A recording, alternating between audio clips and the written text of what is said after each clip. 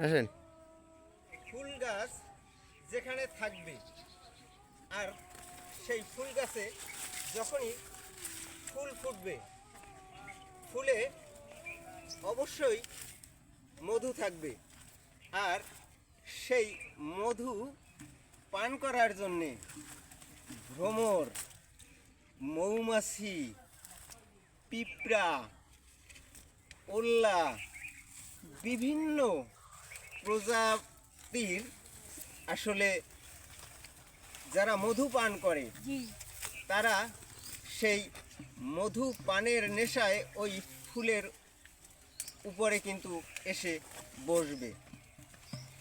এটাই কিন্তু আসলে নিয়ম, চিরাচরিত নিয়ম।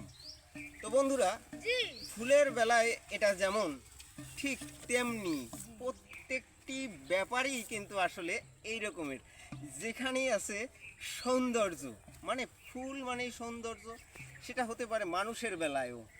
দেখবেন যে একজন সুন্দরী, হ্যাঁ, সেক্ষেত্রে ওখানে কি বসবে?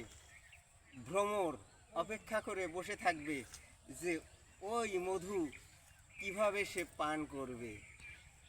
এই রকমের ফুল মানেই মধু, আর মধু মানেই সেখানে আনাগোনা ভ্রমর মৌমাছির। এই তো আসলে সিস্টেম।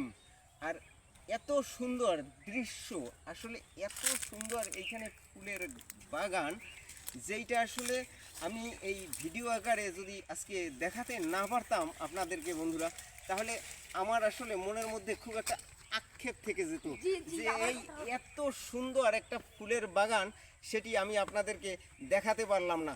তবে হ্যাঁ, এই ফুল গাছের এই যে আপনার দৃশ্যের পটভূমি, পাশে দেখেন, একটু দেখাও, এই যে পাশে পাশে দেখেন একটি বড় পুষ্কুনি আছে, মানে পুকুর। এই পাশে দেখেন রাস্তা রয়েছে, পাশে একটা বাগান রয়েছে, কত সুন্দর।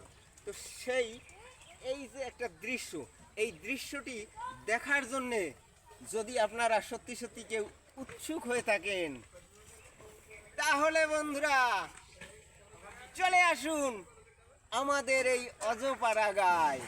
এটা কিন্তু লক্ষ্মীখালি। এই লক্ষ্মীখালি কিন্তু এই এত সুন্দর দৃশ্যের পটভূমি। তো বন্ধুরা, এই যে এত সুন্দর একটা পরিবেশ, এত সুন্দর একটা পরিবেশ, এই সুন্দর দৃশ্য চতুর্দিক দেখলে আসলে এত ভালো লাগে যে মন যদি খারাপ থাকে, সেই খারাপ মন কিন্তু ভালো হয়ে যায় আসলে মূলত। তো আপনারাও এরকমের ফুলের মধ্যে এসে বসবেন, মন খারাপ থাকলে দেখবেন যে মন ভালো হয়ে গেছে। তো বন্ধুরা, এরকমের এই সুন্দর দৃশ্যের ভিডিওটি যদি সত্যি সত্যি আপনাদের ভালো লেগে থাকে, তাহলে অবশ্যই একটি লাইক, একটি কমেন্ট এবং একটি শেয়ার কিন্তু দাবি করতে পারি। জোর করে শেয়ার, লাইক, কমেন্ট নেওয়া সম্ভব না। যদি না হয় সুন্দর ভিডিও, যদি না হয় সুন্দর দৃশ্য, তাহলে কি দেখে শেয়ার করবে মানুষ? আমার মনে হয় যে, আশা করি যে এই যে সুন্দর দৃশ্য আজকে দেখালাম, আমার মনে হয় যে সবারই ভালো লাগবে।